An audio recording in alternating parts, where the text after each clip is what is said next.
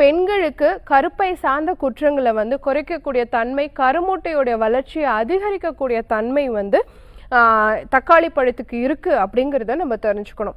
அதே மாதிரி ஆண்களுக்கு வந்து பார்த்திங்க அப்படின்னு சொன்னால் உயிரணு சார்ந்த பிரச்சனைகள், அதாவது அந்த ஊர்ந்து செல்லக்கூடிய தன்மை, மொட்டிலிட்டி, அதனுடைய அமைப்பு மாறுபாடு, மார்ஃபாலஜி, கவுண்ட், எண்ணிக்கை, இது எல்லாத்தையுமே சரி பண்ணக்கூடிய தன்மை உடையதாகவும் தக்காளி பழம் இருக்கிறதா சொல்லப்படுது. ஸோ அப்போ நம்ம தக்காளி எப்படி எடுத்துக்கலாம் அப்படின்னு கேட்டிங்கன்னா, தக்காளியை வந்து ஜஸ்ட் விதையிலையுமே நிறைய சத்து இருக்குது, ஆனால் சிறுநீரக கற்கள் வரும் அப்படிங்கிறதுனால நம்ம விதையை நீக்கி பயன்படுத்த சொல்கிறோம்.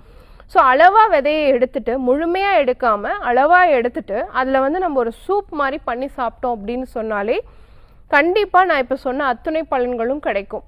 இல்லை வெறுமனே அப்படியே நல்லா வாஷ் பண்ணிவிட்டு, ஹாட் வாட்டர் மஞ்சத்தூள் போட்டு நல்லா வாஷ் பண்ணிவிட்டு கொஞ்சமாக விதையை எடுத்துட்டு அந்த தக்காளி பழத்தை அப்படியே பச்சையாக சாப்பிட்டாலுமே இப்போ நான் சொன்ன அதே ஃபோலிக் ஆசிட், அதே விட்டமின்